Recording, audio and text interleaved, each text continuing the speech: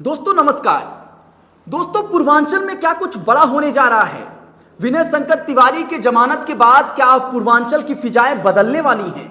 गोरखपुर में आखिरकार ऐसा क्या होने जा रहा है कि जिससे सबकी निगाहें यहीं पर लगी हुई हैं। मैं आपको संक्षेप में कुछ कहानी बता देता हूं पहले कि हुआ क्या। हुआ यूं कि पंडित विनय शंकर तिवारी जो पंडित हरिशंकर तिवारी के छोटे बेटे हैं उनको जमानत मिल गई है। ईडी ने उनको गिरफ्तार किया था। गिरफ्तारी बैंक लोन और फ्रॉड के सिलसिले में थी। विनय शंकर तिवारी के परिवार के लोग और उनके बड़े भाई कुशल तिवारी का कहना था कि राजनीतिक द्वेष के चलते दुश्मनी की गई, गिरफ्तारी की गई। उनको तो हर जगह से, यहां तक कि एनसीएलटी से भी उनको राहत मिल चुकी थी, फिर भी गिरफ्तार कर लिया गया। लेकिन दोस्तों अब सवाल उठ रहा है कि जब 45 दिन बाद पंडित विनय शंकर तिवारी बाहर आने वाले हैं तो अब ऐसा क्या होने जा रहा है। पूर्वांचल में राजनीति अब कौन से ओर करवट लेने जा रही है। और मैं आपको याद दिला दूं, हाता बनाम मठ की पुरानी राजनीतिक दुश्मनी है कि योगी आदित्यनाथ का मठ और हाता के पंडित हरिशंकर तिवारी दोनों ही गोरखपुर में हैं और ये राजनीतिक दुश्मनी बहुत ही पुरानी और गहरी है। इसका इतिहास बहुत ही गहरा है। आपको याद करना होगा वो दौर जब एक बार और ऐसी ही गिरफ्तारी हुई थी। वो गिरफ्तारी खुद पंडित हरिशंकर तिवारी की हुई थी।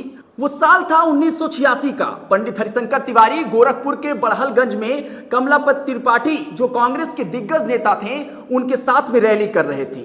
उसके बाद वो दोहरी घाट जाते हैं उनको छोड़ने, और दोहरी घाट जो है वो गोरखपुर की सीमा से सटा हुआ मऊ जिले में पड़ता है। वहां वो पंडित कमलापत त्रिपाठी को छोड़कर जब वापस लौट रहे होते हैं तो उनको गिरफ्तार कर लिया जाता है। उस समय यूपी में सरकार होती है वीर बहादुर सिंह की। हरिशंकर तिवारी की ओर से हंगामा शुरू हो जाता है। पंडित हरिशंकर तिवारी के 5000 से भी ज्यादा समर्थक उस थाने को घेर लेते हैं जहां पर पंडित हरिशंकर तिवारी को रखा जाता है, और उसके बाहर जो है नारे शुरू हो जाते हैं, जय जय शंकर, जय हरिशंकर, और ऐसे तमाम जो नारे हैं वो वहां पर फैलने शुरू हो जाते हैं। पंडित कमलापत त्रिपाठी को फोन करना पड़ता है। उस समय के मुख्यमंत्री वीर बहादुर सिंह को आखिरकार पंडित हरिशंकर तिवारी को छोड़ देना पड़ता है, और इसी एक घटना ने पंडित हरिशंकर तिवारी को यूपी के ब्राह्मणों का एक नया नेता बना दिया। यहां पर सवाल उठ रहा है कि क्या हाते को एक बार फिर से वही संजीवनी मिल गई है। संजीवनी की बात मैं इसलिए कर रहा हूं क्योंकि हाता और मठ दोनों राजनीतिक दुश्मन रहे हैं। मैं आपको बताया पहले ही कि पुरानी और लगातार एक दूसरे पर निशाना साधने वाली राजनीति और दुश्मनी रही है। जब से योगी आदित्यनाथ सीएम बने हैं तब से हाथा निशाने पर रहा है। जब पंडित विनय शंकर तिवारी को गिरफ्तार किया गया तो गोरखपुर की राजनीति ने एकदम से नई करवट ले ली। 45 दिन बाद जेल में रहने के बाद अब वो बाहर आ रहे हैं। अब ये कहा जा रहा है कि हाथा को वो संजीवनी मिल गई है जिसकी हाथा को अरसे से तलाश थी। वो दौर पंडित हरिशंकर तिवारी का था जब गोरखपुर में ठाकुर बनाम ब्राह्मण की राजनीति अपने चरम पर थी। गोरखपुर में एक के बाद एक मर्डर हो रहे थे।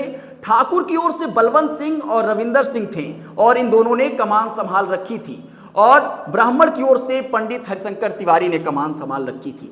उस दौर में अमरमणि त्रिपाठी और बहुत सारे नाम उस दौर में पंडित हरिशंकर तिवारी से जुड़े, और ये जो दोनों ओर से मर्डर का सिलसिला चल रहा था ये एक बड़ी लड़ाई का रूप लेता हुआ नजर आया। पंडित हरिशंकर तिवारी ब्राह्मण राजनीति को कैप्चर कर लेते हैं। यूपी में ब्राह्मण राजनीति के एक बड़े चेहरे के तौर पर स्थापित हो जाते हैं। सरकार किसी की भी हो, चाहे बीजेपी की हो, चाहे समाजवादी पार्टी की हो, चाहे बीएसपी की हो, पंडित हरिशंकर तिवारी उस सरकार में एक अहम हिस्सा रहते हैं। ये उनकी उपयोगिता और प्रासंगिकता का एक बड़ा गवाही देता हुआ नजर आता है। मगर इस बीच जो मठ की लड़ाई थी, वो मठ बनाम हाथा की लड़ाई थी, वो लड़ाई लगातार चलती रही। योगी आदित्यनाथ और उनके गुरु महंत अवैधनाथ और उनके गुरु महंत दिग्विजयनाथ उस जमाने से लड़ाई चली आ रही थी। ये लड़ाई राजपूत बनाम ब्राह्मण की थी। और इस पूरे प्रोस्पेक्टिव में जब पंडित हरिशंकर तिवारी का निधन हो गया तो उसके बाद से माना गया कि अब हाथा में वो बात है नहीं। अब वो हाथा में वो बात जो है अब नजर नहीं आ रही है, अब नेपथ हो गया है हाथा। मगर इस बीच में अचानक ही जब पंडित विनय शंकर तिवारी को गिरफ्तार किया गया तो हाथा एक बार फिर से चर्चा में आया, और ये चर्चा इस कदर आगे बढ़ी कि स्वयं समाजवादी पार्टी के राष्ट्रीय अध्यक्ष अखिलेश यादव ने अपने कार्यालय के भीतर पहली बार एक तरह का ब्राह्मण सम्मेलन आयोजित कर लिया।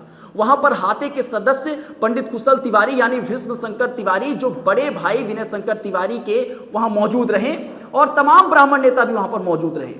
वहां भी हाथे की ही बात उठाई गई। अखिलेश यादव ने यहां तक बोल दिया कि उनको हाथा नहीं भाता, यानी उनको मतलब योगी को हाथा नहीं भाता, क्योंकि मठ से हाथे की पुरानी दुश्मनी थी। कुल मिलाकर यहां बात यह है कि अब हाथे की लड़ाई राजनीतिक लड़ाई बन चुकी है। और जो बात मैंने आपसे बोला कि हाथे को एक नया संजीवनी मिल चुका है, इस पर आपकी क्या राय है? अपनी प्रतिक्रिया दीजिएगा। बने रहें बेधड़क खबर के साथ।